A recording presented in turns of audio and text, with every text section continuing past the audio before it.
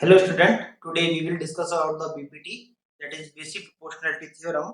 Okay, देखिए तो BPT का सबसे पहले बीपीटी को थेस थ्योरम पे बोलते हैं। इसका स्टेटमेंट सबसे पहले लिखा हुआ है मैंने पहले से ही। A line is drawn parallel to one side of a triangle. एक लाइन ड्रॉ करी जाती है ट्रायंगल के एक साइड के पैरेलल में, then it intersect the other two side at two distinct points, then that line divide the other two side in same ratio. इसका कहने का क्या मतलब है, देखिए एक ट्रायंगल है, triangle ABC, triangle A B and C. इसमें एक लाइन कोई सी भी ले सकते हैं आप, ए बी ए सी या बी सी। मैं बी सी को लेके काम कर रहा हूँ। इसके पैरेलल में एक लाइन ड्रॉ करी जाती है। ओके, दिस लाइन, इसको एक नाम देते हैं डी ई। कहाँ इंटरसेक्ट कर रही है, डी। देखिए ये तो जो डिवाइड होने के बाद में जो ये रेशियो है AD upon DB is equal to होगा एई अपॉन ईसी। कहना क्या चाहता है, करना क्या चाहता है, इस चीज को एक एक चीज को हम यहाँ लिखते हैं और समझते भी चलेंगे। देखिए किसी भी थ्योरम को प्रूव करने के 4 से 5 पार्ट होते हैं। ठीक है, सबसे पहले आपको इसका स्टेटमेंट लिखना होता है। आफ्टर दैट उसके अंदर क्या गिवन है वो लिखना होता है। टू प्रूव, आपको क्या प्रूव करना है।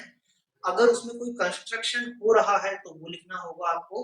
And the last one is आपको उसका प्रूफ करना होगा।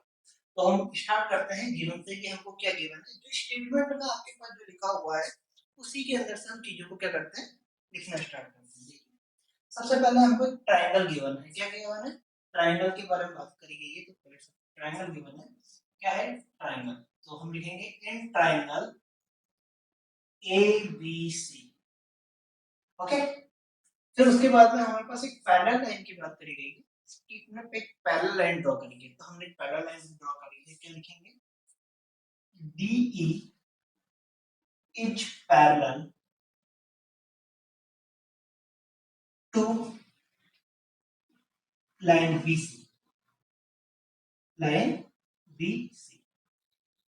DE किसके पैरेलल ड्रॉ करी गई है, BC के। ठीक है, अब उसके बाद में हमारे पास क्या गिवन है कि जो ये लाइन है तो इंटरसेक्ट कर रही है AB और AC को, कहां पर, D और E पॉइंट पे। तो हमको ये भी लिखना होगा, इसको राइट डाउन करते हैं। द लाइन DE इंटरसेक्ट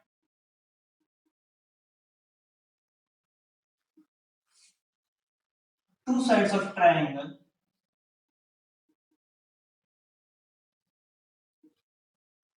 या लिखेंगे other two sides of the triangle,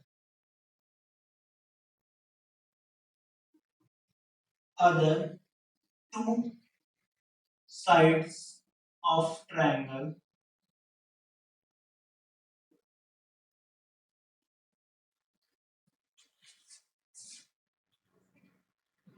AB and AC at point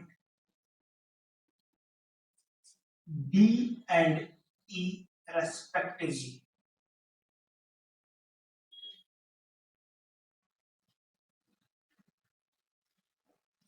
देखिए मीन समझिएगा इसका। एक ट्रायंगल गिवन है जिसमें आपने DE लाइन पैरेलल ड्रॉ करी है BC के, और जो ये DE लाइन है पैरेलल को छोड़कर जो अदर टू साइड्स हैं AB और AC, इनको ही क्या कर रही है, इंटरसेक्ट कर रही है। कहां पर इंटरसेक्ट कर रही है, D और E पे। तो हमने ये रेस्पेक्टिवली वर्ड यूज क्यों करा है। देखिए रेस्पेक्टिवली का मतलब होता है कि AB लाइन है वो, जो फर्स्ट पॉइंट हमने लिखा, फर्स्ट लाइन लिखी है वो, और वो फर्स्ट पॉइंट यही एक दूसरे से रिलेटेड है। मतलब AB लाइन है वो D पे इंटरसेक्ट हो रही है और AC लाइन है वो E पे इंटरसेक्ट हो रही है। देखिए AB लाइन कहां पे इंटरसेक्ट हो रही है, D पे, और AC लाइन कहां पे इंटरसेक्ट हो रही है, E पे। अब देखिए अब हमको इसमें प्रूफ करना है। तो हमको सबसे पहले लिखना पड़ेगा टू प्रूफ, कि हमको प्रूफ क्या करना है, टू प्रूफ। हमको क्या प्रूफ करना है, देखिए प्रूफ क्या करना है ये भी आपको स्टेटमेंट में गिवन है। The other two sides are divided in the same ratio. जो इंटरसेक्ट करने के बाद में जो टू पार्ट्स बने हैं ये क्या है, सेम रेशियो होंगे। What is the meaning of that, कि जो आपका अपर पार्ट है और जो लोअर पार्ट है ये दोनों, इन दोनों का ratio and the other two sides के अपर एंड लोअर पार्ट्स का रेशियो क्या होगा, same. What is the mean of that कि हमको प्रूफ करना है AD upon DV, AD upon DV, आप चाहे तो बीडी भी लिख सकते हैं, doesn't matter, okay, is equal to AE upon EC. ये हमको क्या करना है, प्रूफ करना है, ठीक है। अब हमको प्रूफ करना है तो हमें इसमें थोड़ा सा क्या करना पड़ेगा, कंस्ट्रक्शन करना पड़ेगा। तो मैं एक नोट डाल देता हूँ कंस्ट्रक्शन का।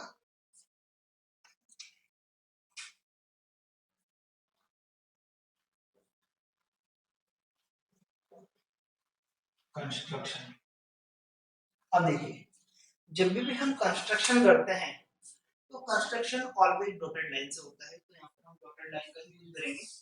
देखिए कंस्ट्रक्शन को हमको क्या करना होगा, बी से ई को ज्वाइन करेंगे,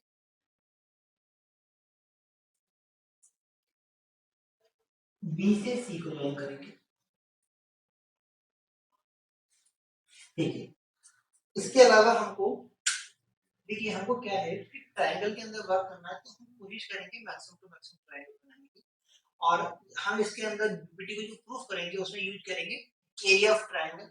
जो एरिया ऑफ ट्रायंगल का फॉर्मूला होता है वो हाफ बेस इनटू हाइट होता है। तो बेस तो हम ले लेंगे, लेकिन हाइट के लिए हमको क्या चाहिए होता है, परपेंडिकुलर चाहिए होता है।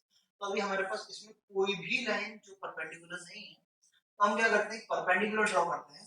देखिए यहाँ से परपेंडिकुलर ड्रॉ करते हैं,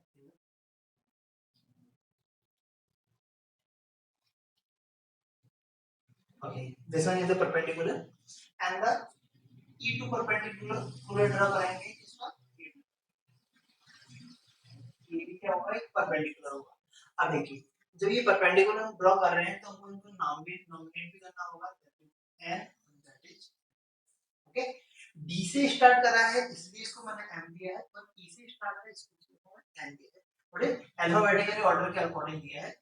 तो यहाँ पर एम आ सकता है, यहाँ एन आ सकता है, वो कोई मैटर नहीं करेगा, आप चेंज भी कर सकते हैं, ठीक है, ओके ना। अब हमने कंस्ट्रक्शन क्या करा है हमको वो लिखना पड़ेगा। तो सबसे पहले हम करते हैं, लिखते हैं कि draw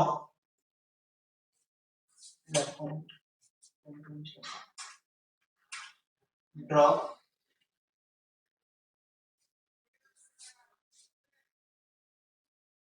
EN is perpendicular to DA।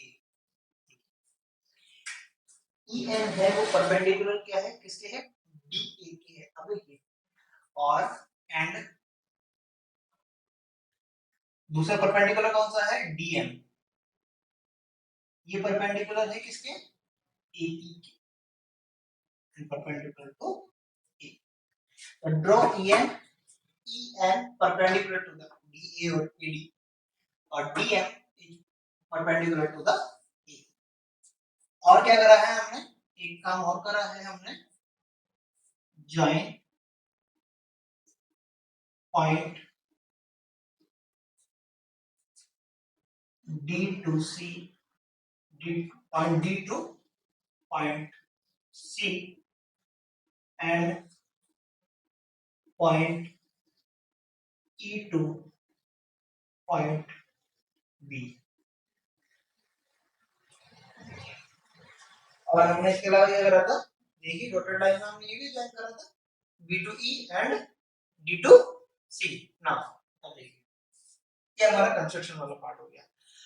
अब यहाँ से स्टार्ट होता है इसका प्रूफ होना, कि हम इसका प्रूफ स्टार्ट करते हैं। तो मैं प्रूफ लिखता हूँ कि प्रूफ कैसे,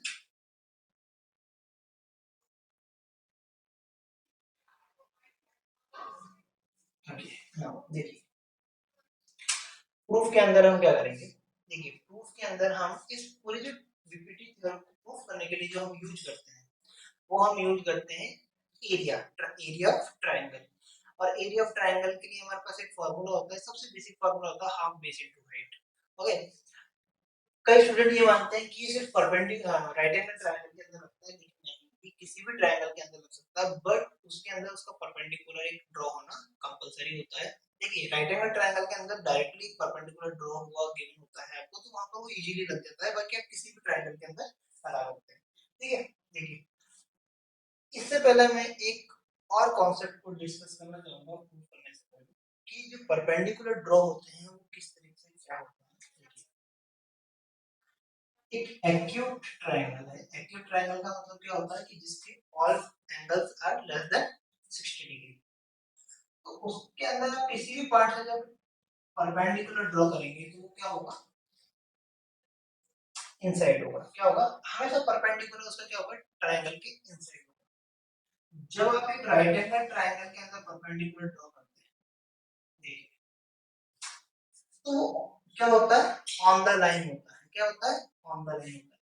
ऑटोमेटिकली आपको गिवन है, ठीक है, ऑन द लाइन, यहाँ इनसाइड था, यहाँ ऑन द लाइन।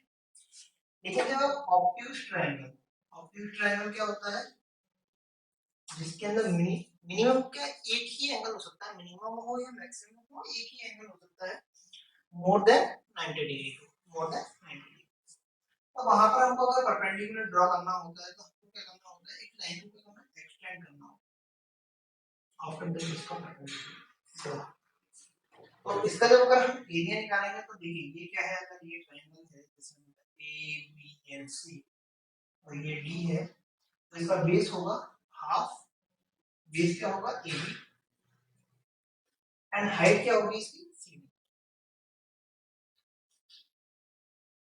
सेम इसके अंदर भी अगर मैं यही फॉर्मूला लगाना है तो मैं कैसे कहूंगा, A be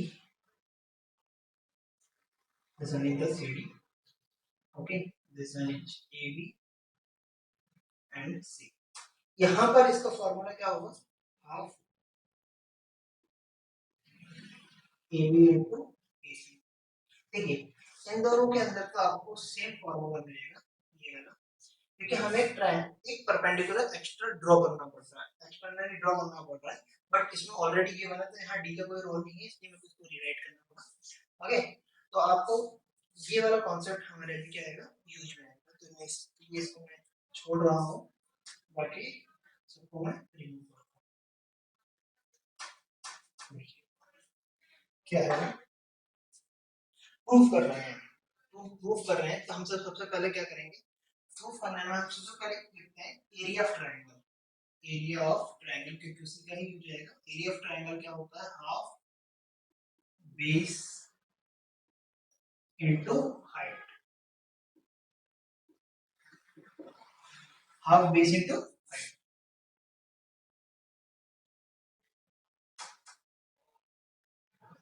half base into height. Okay, now देखिए अब हम बात करते हैं ट्रायंगल्स की, हम किन किन ट्रायंगल के अंदर बात करें। देखिए ट्रायंगल हम फर्स्ट दो ट्रायंगल लेंगे, after that again two triangle लेंगे। फर्स्ट जो हम ट्रायंगल लेंगे वो कौन सा लेंगे, DEB एंड ट्रायंगल ADE। तो मैं सबसे पहले ट्रायंगल ADE लेता हूँ, ट्रायंगल ADE ब्लैक पेन का यूज करूंगा। Area of triangle ADE। अब इस ट्रायंगल का एरिया निकालना है तो हम लिखेंगे हाफ। अब बेस किसको लिया जाए, देखिए परपेंडिकुलर जहां ड्रॉ होता है, परपेंडिकुलर जिस लाइन के ऊपर ड्रॉ होता है उसी को हम बेस लेके चलते हैं। तो हमने क्या करते हैं, एडी को बेस लेते हैं। क्या लेते हैं, एडी को बेस लेना होगा, क्यों, क्योंकि परपेंडिकुलर जो ड्रॉ हो रहा है वो ई टू एन हो रहा है, और एन कहां पर एग्जिस्ट कर रहा है, एडी पर। तो इसका क्या होगा, बेस क्या होगा इसका एडी, और परपेंडिकुलर क्या होगा E N.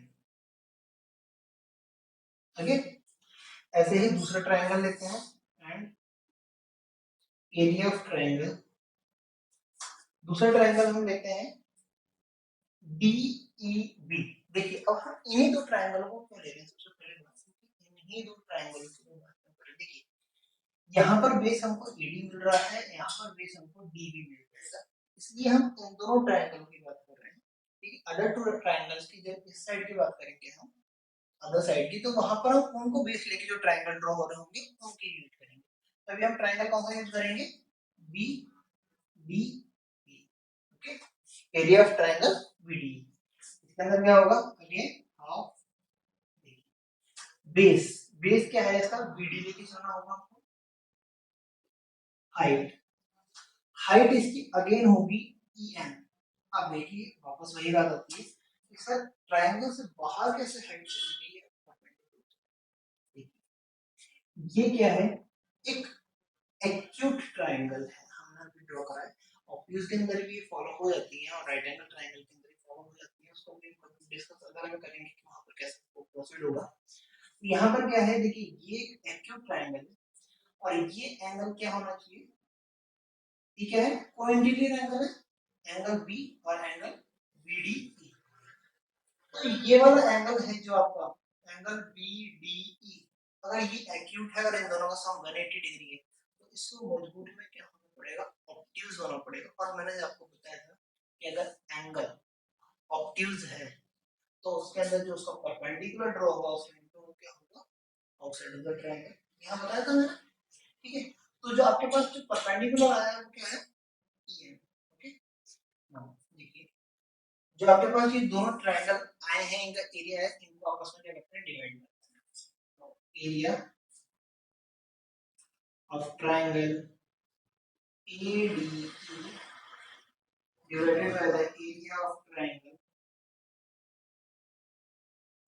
BDE. Okay, half base into height, that is AD into EN upon half BD multiply by EN। अब देखिए क्या क्या कैंसिल आउट हो रहा है, देखिए आपका हाफ पॉइंट कैंसिल आउट हो रहा है, हाफ कैंसिल आउट हो रहा है, सेकंड EN कैंसिल आउट हो रहा है, क्या रिमेनिंग है आपके पास, AD upon BD।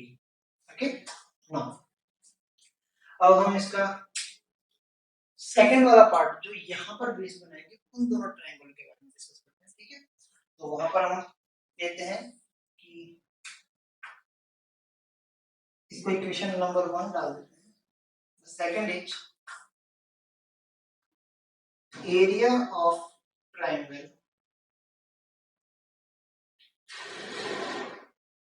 Area of triangle again देखिए ADE, ADE वापस हाफ बेस क्या है, इस बार हमको इस साइड को बेस लेके वर्क करना पड़ेगा। अगर ये वाली साइड बेस है, AE है, AE है, हमारी हाइट क्या होगी, DM, क्या होगी, DM। सेकंड ट्रायंगल, अब कौन सा ट्रायंगल हम यूज करेंगे, अब देखिए अब ट्रायंगल यूज करेंगे triangle CED, CED triangle CED। अभी triangle area of triangle CED क्या क्या होगा, हाफ बेस। अगेन बेस हमको क्या लेना पड़ेगा, इस साइड को लेना पड़ेगा क्योंकि बार-बार हम यही साइड को बेस क्यों ले रहे हैं, हमको इसके अकॉर्डिंग वर्क करना है, हमको ये रिजल्टेंट चाहिए। तो ED और BD, ED हमने यहाँ बेस ले लिया, BD हमने यहाँ बेस ले लिया, E हमने यहाँ बेस ले लिया नीचे, लेकिन जब ट्रायंगल लेंगे तो इसमें बेस कौन सा लेना पड़ेगा आपको, EC। तो EC बेस इनटू हाइट। अब देखिए इसके ऊपर कौन सा हाइट आ रही है, EC के ऊपर DM, कौन सा हाइट आ रही है, DM। अब देखिए इन दोनों ट्रायंगल्स के अगेन एरिया को डिवाइड करते हैं, area of triangle ADE divided by area of triangle CED, half base AE into DM। यहाँ क्या होगा, half base EC into DM।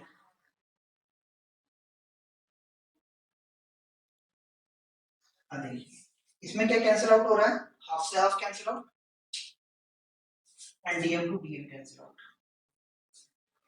क्या रिमेनिंग रहेगा, रिमेनिंग रहेगा आपका AE अपॉन EC।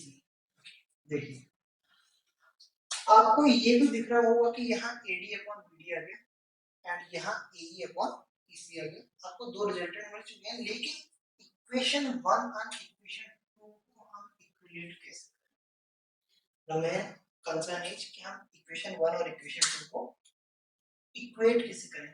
तो इसके लिए मैं थोड़ा सा रिमूव करूंगा, अपर वाला पार्ट आ जाएगा, आप स्क्रीनशॉट रिमूव करके ले सकते हैं, ठीक है। मैं गिवन से लेके कंस्ट्रक्शन वाला पार्ट को रिमूव कर रहा हूँ।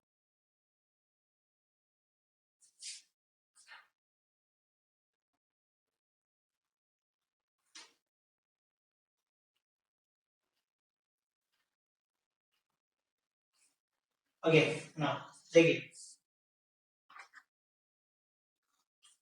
इन दोनों के आपके पास जो लेफ्ट हैंड साइड है वो इक्वल नहीं है, राइट हैंड साइड तो आपके पास जो आपको रिजल्टेंट चाहिए था वो आ रहा है। अगर हम लेफ्ट हैंड साइड को इक्वल करें तो राइट हैंड साइड को ऑटोमेटिकली इक्वल लिख सकते हैं। देखिए एडीई ये दोनों तो सेम है, बट डिनोमिनेटर इन दोनों की क्या है, अलग अलग है। ये मैंने थोड़ा सा कुछ गलती की है, area of ADC and CDE होगा, सीडीई अच्छा ओके एरिया है वो, sorry for that, okay CDE. अब देखिए यहाँ पर हम एक नोट डाल रहा हूँ मैं, नोट आप एक नोट करिए, क्लास 9th में वैसे आपने रीड करा होगा, अगर आपने थोड़ा सा भी ध्यान से पढ़ा है तो। क्या एक थ्योरम थी क्लास 9 के अंदर, क्या थ्योरम थी कि triangle having the same base and lie between the same parallel line then their area will be equal। तो उनके एरिया क्या होते हैं, इक्वल होते हैं। क्या होता है, if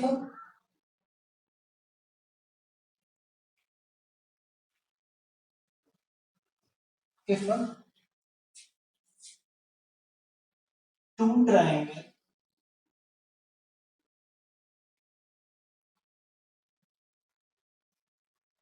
थोड़ा स्पेस कम है तो if two triangle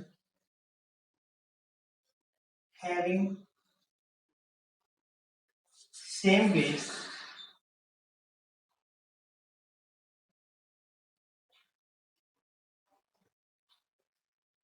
and line between same parallel line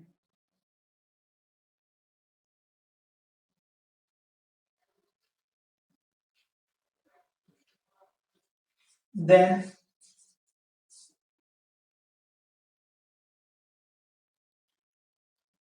their area, तो उनका एरिया भी क्या होगा, सेम होगा। Then area will be equal।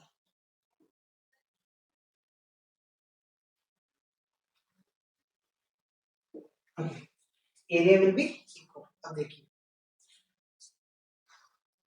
इन दोनों ट्रायंगल की अगर हम बात करें, हमने बात करी थी triangle D E B D E and triangle D E और सी की, यही हमने दो ट्रायंगल लिए, देखिए B D E and C E D. इन दोनों ट्रायंगल को एक बार मैं अलग ड्रॉ कर रहा हूँ, देखिएगा ये दो पैरेलल लाइन है, यहाँ पर ये डी पॉइंट है, this one is the E point, this one is B point and this one is okay. यहाँ ये इनका बेस है दोनों ट्रायंगल्स का। देखिए बेस मैं बोल रहा हूँ, आप ये मत कीजिएगा सर आपने बेस ये वाला लिया था डीई डीबी एंड ईसी, बात सही है मैंने बेस ये लिया था, लेकिन आप किसी भी बेस को लेकर और उसके ऊपर परपेंडिकुलर डालकर उसका एरिया निकाल सकते हैं। तो बेस कोई सा भी हो सकता है, ऐसा नहीं होता कि बेस यही होगा कि हमने ये वाला बोला है तो ये बेस होगा ये होगा, ये डिपेंड करता है कि आपका कहाँ पर क्या यूज है, ठीक है। तो डी यहाँ पर बेस है और दो लाइन कौन सी है, पैरेलल है, आपको पता है डी और बीसी हमने पैरेलल ड्रॉ करी थी, तो इनके बीच में जो ये एक ट्रायंगल ये वाला कौन सा B D E and the other triangle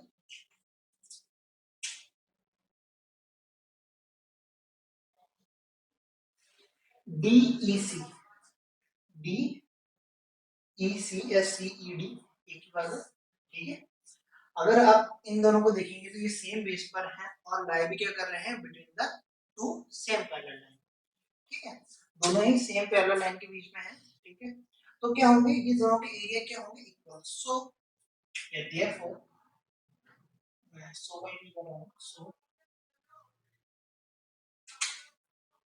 so area of triangle BDE is equal to the area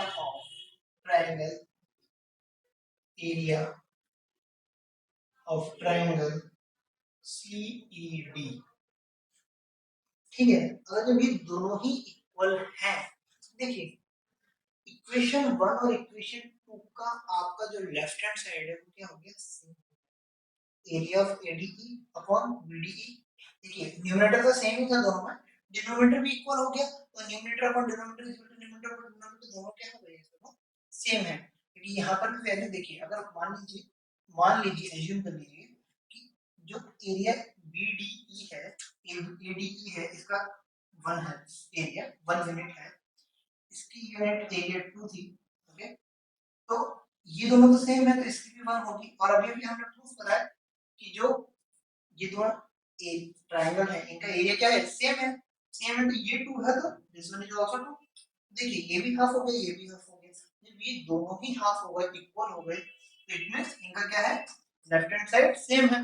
जब दो इक्वेशनों की लेफ्ट हैंड साइड सेम होती है तो उनकी राइट हैंड साइड भी सेम हो सकती है, होगी ही होगी, हो सकती है क्या, नहीं होगी ही होगी। तो हम इसको डायरेक्टली लिख सकते हैं, तो डायरेक्टली लिखते हैं हम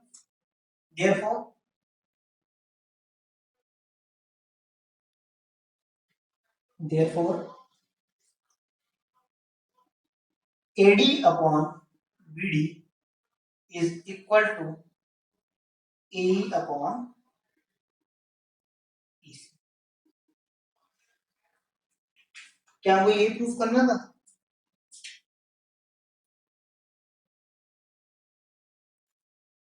तो ये क्या हो गया हमारा, हैंस, ये क्या है हमारा, हैंस प्रूफ। ओके, अब देखिए ये आपका यहाँ पर बीपीटी जो है वो खत्म होती है, ठीक है।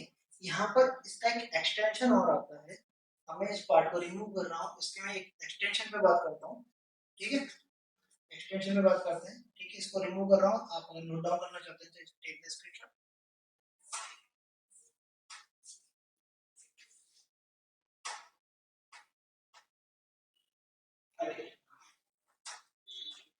इसके एक्सटेंशन पे बात,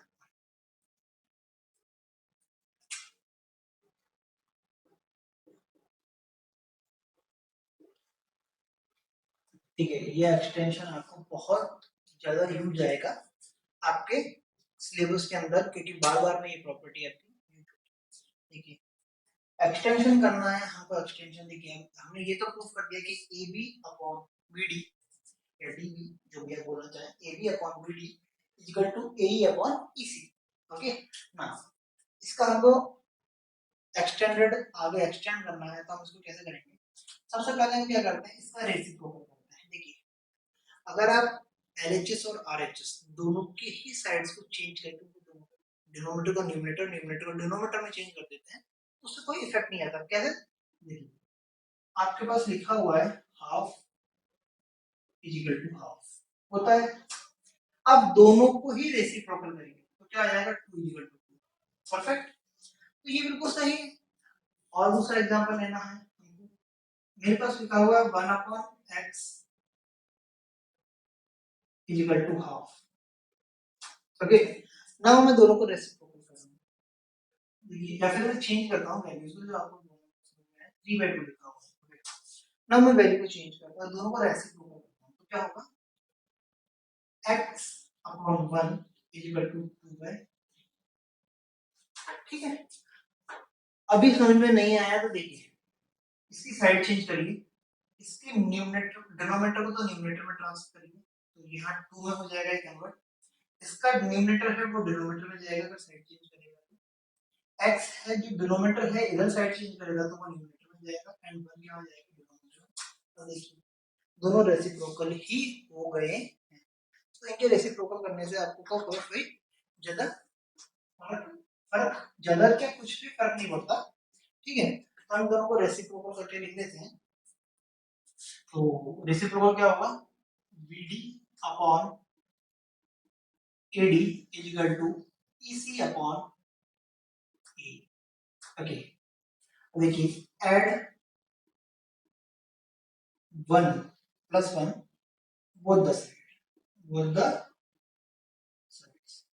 क्यों कर रहे हैं ये भी आपको पता चलेगा। देखिए BD अपॉन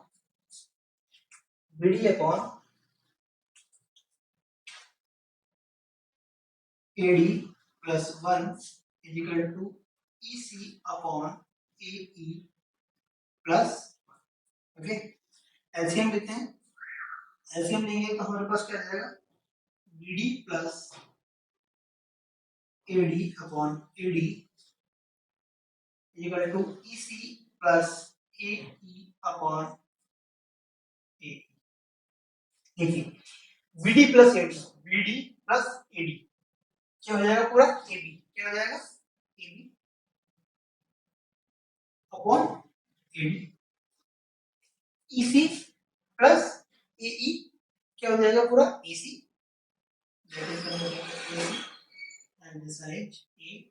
ओके ना, अब देखिए आपके पास एक नया रिजल्टेंट निकल के आ रहा है। यहाँ से आपके पास क्या हुआ, एक नया रिजल्टेंट निकल के आया है। रिजल्टेंट क्या है कि जो AB upon AD is equal to AC upon AE हो सकता है। और थोड़ा सा सोफिस्टिकेटेड वे में लिखना है तो इसको वापस आप रेसिप्रोकल करिए तो आपको क्या मिलेगा, AD upon AB is equal to AE upon AC। और ये आपका बहुत ही इम्पोर्टेंट रिजल्ट है, आपके लिए बार बार में यूज आना है, बार बार में हर एक्सरसाइज के अंदर ये जब सिमिलरिटी आप यूज करेंगे तो ये आपको बार बार में यूज करना पड़ेगा। अब देखिए हम बार बार में बोल रहे हैं कि सिमिलरिटी सिमिलरिटी सिमिलरिटी सिमिलरिटी क्या है। देखिए सिमिलरिटी क्या है, आपके पास दो ट्रायंगल है, ठीक है, दोनों की साइज डिफरेंट है बट सेम शेप है। शेप क्या है, सेम है, ठीक है, उनके अंदर कोई डिफरेंस नहीं आ रहा। हाँ वो रोटेट होके हो सकता है, एक शेप इस तरीके से हो, दूसरी रोटेट हो रखी हो, रोटेशन पे उसका फर्क नहीं पड़ता बट शेप अगर हम उसको वापस रोटेट कर देंगे तो वो सेम पोजीशन में आ जाएगी, ठीक है। तो क्या होगा कि अगर शेप यहाँ पर देखिए साइज मैटर नहीं करता, यहाँ पर मैटर क्या करता है, शेप मैटर करती है। क्या करती है, शेप मैटर है। तो बेस अपन जो रीड करते हैं सिमिलरिटी के अंदर वो बेसिकली रीड करते हैं अपन शेप के ऊपर, ओके। इसलिए हम सिर्फ साइन यूज करते हैं सिमिलरिटी का इस तरीके से। जबकि हम जब कॉन्ग्रुएंसी की बात करते हैं तो कॉन्ग्रुएंसी के अंदर हम बात करते हैं साइज की, और जब हम साइज की बात करते हैं तो साइज के साथ में उसमें बात करते हैं शेप की।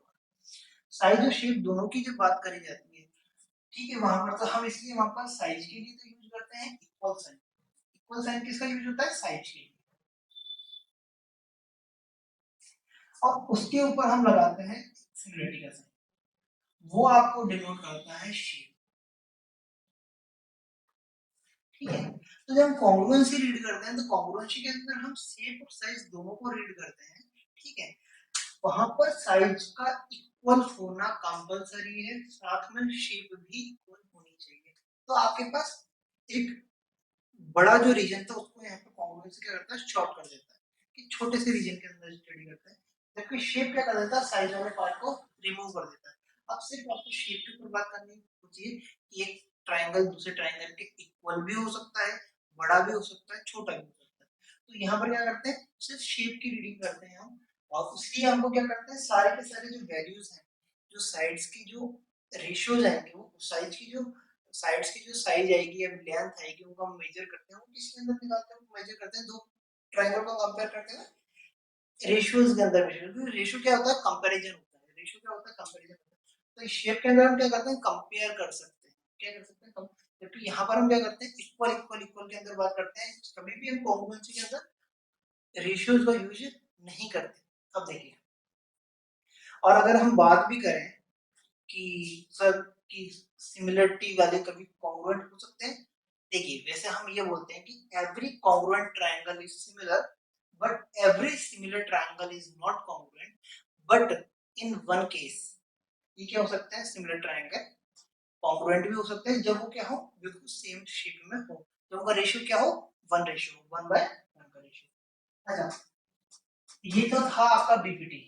अगर आप इसको क्लास 9 से रिलेट करें तो आपको, आपने थ्योरम और पढ़ी थी यहाँ पे मिड पॉइंट थ्योरम, तो आपको नहीं लगता है कि उसका ही extension version mid point theorem क्या होती थी आपकी, क्योंकि आपके अगर इक्वल पार्ट्स में आप डिवाइड कर रहे हो तो आपको जो पैरेलल लाइन, दोनों लाइनें क्या होंगी, पैरेलल होंगी। तो यहाँ पर हमने क्या करा, उससे अगर हम इसके कन्वर्स की बात करेंगे तो वहां पर हमको डायरेक्टली मिड पॉइंट थ्योरम को शो कर सकते हैं। देखिए रेशियो क्या होगा वहां पर, 1:1, अगर रेशियो आपका 1:1 है,